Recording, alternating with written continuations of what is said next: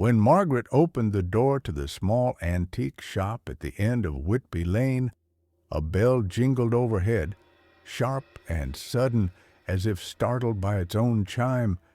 The air inside was thick with dust, old wood, and the quiet scent of time gone stale. It was the kind of shop that looked forgotten even by its owner, lit only by the weak light that slanted through narrow, grimy windows. Objects crowded every surface, cracked porcelain dolls with glassy eyes, tarnished brass telescopes, fading oil portraits whose painted eyes seemed to follow. The place breathed with a hush that felt deliberate, like the calm of a church before a funeral. Margaret didn't know what drew her inside. She had been walking home after work, lost in thoughts she couldn't quite remember. The shop wasn't on her usual route, and she couldn't recall ever seeing it before. Yet there it was, wedged between a boarded-up laundromat and a shuttered flower stand, its door slightly ajar as if waiting. She wandered slowly through the aisles, her fingers brushing against a cracked mirror frame, a rusted bird cage, an old phonograph.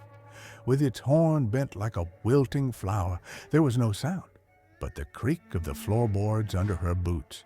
No sign of an owner, just the quiet pulse of time pressing inward.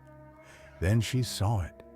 Tucked away in the far corner of the shop was a tall grandfather clock, standing like a sentinel in shadow. Its wooden casing was deep mahogany, ornately carved with strange symbols she didn't recognize. Circles within circles, runes curling into one another like vines. The glass face was fogged slightly from within, but the hands of the clock were clear, and they were ticking backward. Margaret frowned. She leaned closer, squinting at the delicate motion of the minute hand as it crept counterclockwise. The second hand jerked with soft, deliberate clicks, each one a tiny heartbeat in reverse. The pendulum swung with smooth rhythm, left, right, left, but it felt wrong, unsettling. She told herself it was just a mechanical error, an old mechanism misaligned. But even as she stared, something stirred deep in her chest, a flutter of recognition she couldn't place. A memory almost formed, then dissolved. "Curious piece," came a voice behind her, low and dry like brittle paper. Margaret turned, startled. An old man had emerged from behind a velvet curtain, his thin frame swallowed in a gray coat. His eyes were a pale, unblinking blue.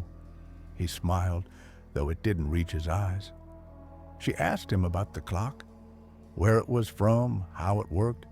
He only shrugged, said it had come from an estate sale out in the countryside. "Owner died in his sleep," he added softly. "Found with all the clocks in the house stopped, every one except this." Margaret wasn't sure why she bought it. She hadn't planned on spending money, especially not on something so strange. But her hands moved before her thoughts could catch up. The man wrapped it carefully, muttering something about time finding its way, and she left the shop in a haze. When she got home, the clock was heavier than it should have been. She carried it to the living room, placing it near the fireplace. It stood perfectly straight, humming faintly with the rhythm of its reversed heartbeat. The tick-tock was hypnotic, and before long the apartment seemed to move with it.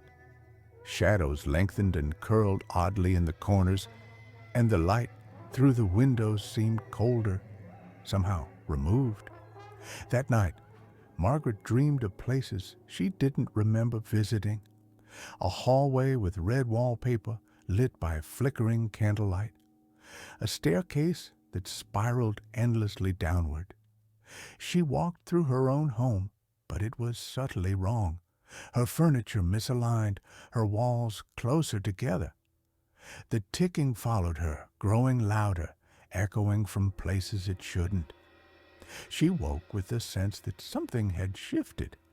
At first, it was little things. She reached for the sugar in the cabinet and found it gone, replaced by a jar of salt she didn't remember owning. Her phone showed a calendar date that was one day earlier than it should have been. She assumed it was a software glitch until her emails from the day before had vanished. Conversations with coworkers referenced things that hadn't happened yet, or things that had, but differently. It was like the world had taken a step sideways, and she was the only one who noticed. The clock continued to tick in reverse. By the third day, Margaret had trouble sleeping. The ticking haunted her dreams, and when she awoke, she was never sure how long she'd been asleep. Hours felt like seconds. Minutes stretched like years. She tried to get rid of the clock once, tried dragging it to the curb late at night, but it was back the next morning, standing in its usual place, ticking backward as if nothing had happened. She called the antique shop. No one answered. She walked to Whitby Lane, but the store was gone. Where it had stood was an empty lot choked with weeds and broken glass. She asked the florist next door, who told her there hadn't been a store there in years, not since the fire. That night, she watched the clock more carefully. She timed it against her wristwatch, counting each second aloud. And then, without blinking, without a sound, the clock jumped. The hour hand snapped from 11 to 10, even though it should have been midnight. The second hand whirled like a spinning compass before slowing again, calmly ticking backward. Margaret began keeping a journal, but her entries changed when she read them back. What she remembered writing wasn't what was on the page. Sometimes her own handwriting was unrecognizable. Entire pages were blank, despite her memory of scribbling them down late into the night. People in her life began acting differently. Her best friend Allison called her Monica on the phone, then claimed she'd always known her by that name. A neighbor asked if she'd just moved in even though Margaret had lived there for 6 years. One day at work, her office was gone, replaced by a supply closet filled with empty boxes. Her key card didn't work. Security had no record of her employment. She stood on the sidewalk in front of the building, heart pounding. Something was unraveling, not just in her mind, but in the fabric of the world around her. And always at the center of it was the clock. She tried covering it, but the ticking penetrated through blankets, through walls. She unplugged it and it kept ticking. She smashed the glass face with a hammer and it healed itself by morning, pristine and humming. Her memories began to slip. Names faded, streets became unfamiliar. Sometimes she caught glimpses of herself in the mirror that didn't quite match. One morning, she woke and her apartment was furnished like a different decade. The television was gone, replaced with a small black and white set. Her cell phone was dead and no charger fit its port. Her clothes were unfamiliar, and the newspaper on her doorstep bore a date from 1997. She ran to her neighbor's door, but a man answered, a man she'd never seen before, who claimed he'd lived there for over a decade. There was no record of her name on the building's directory. Even the mail in her own mailbox was addressed to someone else. She stumbled back inside, shaking. The clock stood waiting, its hands at 9:30 and sliding backward with serene inevitability. She tore through old photo albums, desperate for a fixed point. But the photos inside were blank, just shadows or rooms without people, or strangers who bore slight resemblances to faces she thought she knew. It got worse. The sun rose in the west one day. People walked backward in the streets, unknowing, unaware. Television broadcasts played in reverse, voices garbled and strange. A child's laugh on the street echoed like a scream played in rewind. Rain fell upward into clouds. The stars moved the wrong way at night, and Margaret was beginning to remember things that never happened. A house with yellow shutters on a hill she'd never lived in, but somehow knew the floorboards creaked in the upstairs hallway. A woman's voice singing her to sleep. A man with kind eyes who gave her a small locket, then vanished into mist. None of it real, all of it feeling more real than the world she was losing. She no longer knew how old she was. The mirror showed a younger version of herself, sometimes older, sometimes child. She tried writing her name down over and over, but it kept changing on the page. Margaret, Monica, Maggie, Marin. One evening, the world simply paused. The air hung still, no wind, no sound. Outside, people stood frozen in mid-motion like mannequins. The birds in the sky were still, their wings outstretched. The pendulum of the clock had stopped. Then it began to swing again, but faster this time. And the hands spun backward, and the walls began to melt, and she screamed, but no sound came out, and she blinked, and she was small, and she was sitting on the floor, and she was staring up at the clock, and it was just starting to tick again, backward. Margaret's days began to blur together, each one bleeding into the next with an unsettling sameness. The antique clock in her living room continued its relentless backward ticking, a constant reminder that time was no longer behaving as it should. She found herself trapped in a disorienting loop where the boundaries between past and present dissolve and reality itself seemed to unravel. At first, the changes were subtle. She would wake up feeling an inexplicable sense of déjà vu, as if she had already lived through the events of the day. Conversations with friends and colleagues felt eerily familiar, their words echoing in her mind before they were even spoken. She dismissed these sensations as mere coincidences, the result of an overactive imagination or the stress of her demanding job. But as the days wore on, the anomalies became more pronounced. Margaret began to notice that people around her were forgetting things, important details, shared experiences, even her own name. Her best friend Emily, whom she had known since college, suddenly couldn't recall how they had met. When Margaret reminded her of their first encounter at a campus bookstore, Emily's brow furrowed in confusion. "Are you sure?" "I don't remember that at all," she said, her voice tinged with uncertainty.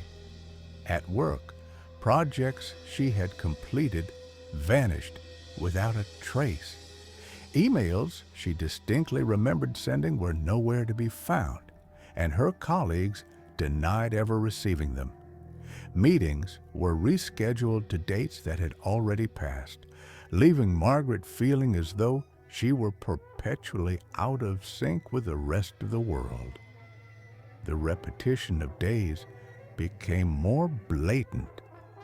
Margaret would go to bed on a Tuesday night only to wake up and find that it was Tuesday morning once again. The same events would unfold with meticulous precision. The same news reports on television, the same songs playing on the radio, the same strangers crossing her path at the exact same moments. She tried to alter her routine, to break free from the cycle, but no matter what she did, the day would reset, trapping her in an endless loop. Desperation gnawed at her sanity.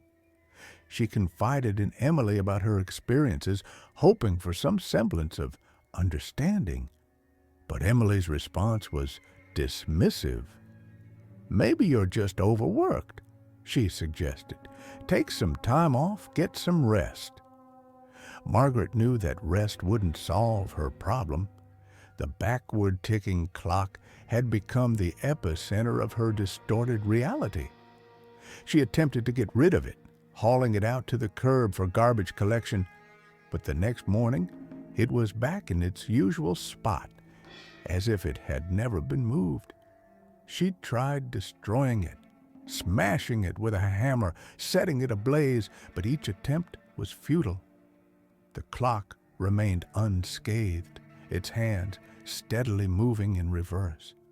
Sleep became a fleeting luxury. Nightmares plagued her whenever she closed her eyes. Visions of herself trapped in a house of mirrors, each reflection showing a different version of her life. In some, she was a child playing with dolls. In others, an elderly woman staring wistfully out of a window. The ticking of the clock echoed through these dreams, a sinister soundtrack to her torment. Margaret's grip on reality continued to slip. She would have moments where she couldn't remember how she had gotten from one place to another, as if she had been sleepwalking through her own life. Faces of loved ones blurred, their features indistinct and unfamiliar.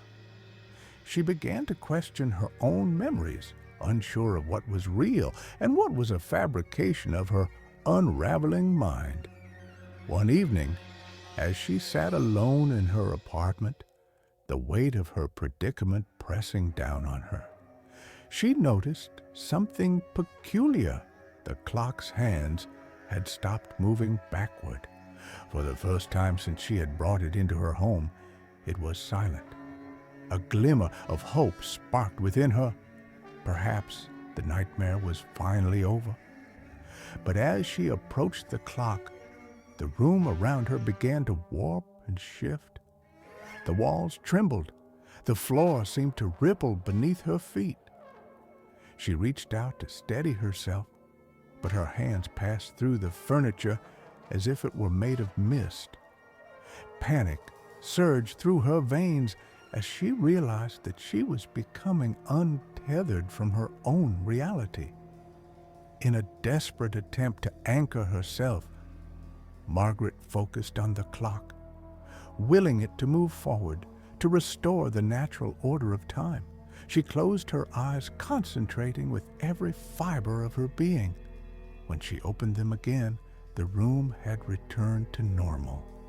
The clock's hands were moving forward, ticking rhythmically in sync with her own heartbeat. Relief washed over her, but it was short-lived. The next morning, she awoke to find herself in a different apartment, in a different city. The clock was gone, and with it, any evidence of the life she had known. Her belongings were unfamiliar. Photographs displayed strangers' faces, and her own reflection seemed foreign. Margaret realized with dawning horror that she had not escaped the loop. She had merely shifted into another version of it. The clock had been a catalyst, a doorway into a labyrinth of alternate realities, each one more disjointed than the last. She was a prisoner of time, condemned to wander through fragmented lives, searching for a way back to the reality she once knew. As the days continued to repeat, Margaret's hope dwindled. She became a ghost in her own existence, a specter drifting through the echoes of countless yesterdays. The world around her remained oblivious to her plight. The people she encountered unaware of the temporal maelstrom that had consumed her. In the end, Margaret understood that she was trapped in an unending cycle, a Mobius strip of time from which there was no escape. The backward ticking clock had been merely a symptom of a deeper malady, one that had ensnared her in its insidious grasp. And as she faced yet another repeating day, she resigned herself to the inescapable truth. She was lost in time forever. Margaret stood in the middle of a field that should not have existed. The wind was silent. The sky above her pulsed with dull, bruised colors that faded in and out like the flicker of dying television static. She did not know how she'd arrived there, only that she had moved again. Another loop, another layer. Around her, time was unraveling. The earth itself seemed caught in its own confusion. Trees flickered between full bloom and skeletal rot. The ground cracked and healed in cycles. Shadows moved without their owners. Sounds came late, stuttering and stalling like broken recordings. It was as if she stood at the edge of the universe's own memory, where what once was and what would be collided endlessly. And in front of her, half buried in the shifting grass, was the clock. It no longer stood upright. It lay on its side, the mahogany wood stripped of its luster, dark and weathered like bone. Its glass face was shattered, but the hands still moved, smooth, silent, and resolute, ticking backward with unholy calm. Margaret approached it with caution, her feet leaving no impression in the grass. She felt light, incorporeal. The wind passed through her hair, but not against her skin. She looked down at her hands. They were small, too small. Tiny fingers trembled. She held them up to her face, horrified. Her reflection glimmered in a shard of broken clock glass, eyes wide with the innocence of childhood. She fell backward into the grass, gasping. The world spiraled above her like a kaleidoscope. The changes had accelerated. Her body was regressing, pulled further backward by the current of time. She wasn't simply reliving days. She was undoing her very self.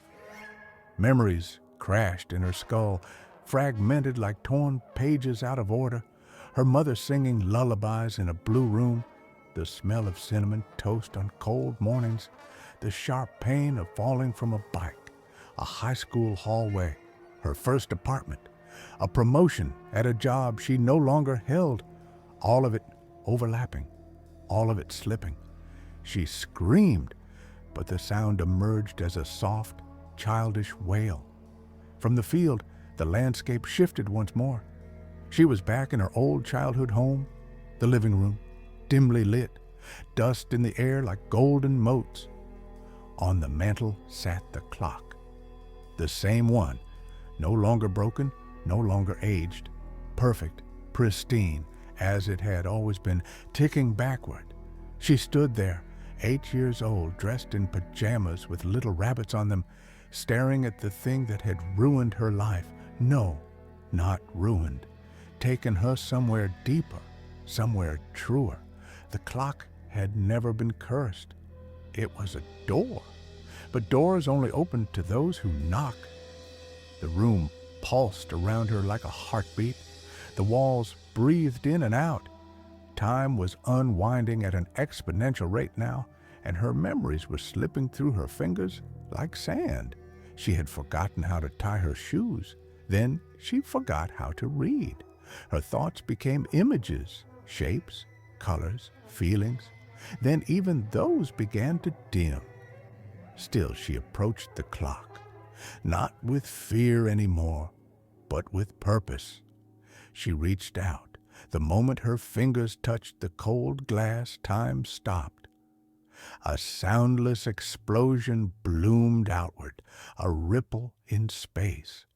Everything vanished in a soft, radiant silence.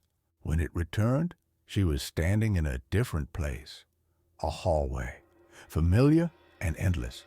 The red wallpaper she had once dreamed of curled along the walls like ivy. Candle sconces lined the corridor, flickering with flames that cast no heat. She walked forward. Her feet made no sound. The hallway twisted, bent at angles that hurt to look at. Behind the walls, a whispering, thousands of voices murmuring in forgotten languages. The ticking returned, loud now, surrounding her. At the end of the hallway, a door, wooden, old. The carvings on it matched the ones that had adorned the clock's casing, circles within circles, spiraling inward like a fingerprint of God. She reached for the handle. Her hand was adult again, pale, trembling. The door opened. Beyond it, a room suspended in time, no gravity. Objects floated gently in the air, photographs, snow globes, pages torn from journals, a single silver spoon, a girl's shoe, a broken necklace, all frozen, motionless, suspended in the amber light. And in the center of the room, a second Margaret. She floated upright, asleep or dreaming, hair drifting around her head like seaweed in still water. Her expression was peaceful. Younger than Margaret remembered, innocent, whole. This was the original, she realized, the first self, the one who had touched the clock before all others, who had never left this space. Around her pulsed an orb of ticking time, wheels within wheels, clocks with no faces, sundials that spun like compasses. It wasn't just her. She was one of many. Other selves floated in nearby orbs, their own timelines looping and shattering. Some were weeping, some screaming, some silent. She looked down. Her hands were fading. She had been through too many cycles. There was nothing left of her to go forward, only the fragments of who she had been, drifting further apart with every loop. She had one chance. Margaret reached toward the floating version of herself. The moment their fingers touched, the room exploded with light. Not white, not blinding, but memory. A torrent of her own life rushed through her, every version, every possible outcome, the lives she lived and the ones she didn't, the choices she made and the doors she never opened, the children she never had, the deaths she narrowly avoided, a million selves reaching across the corridors of time to converge in a final heartbeat.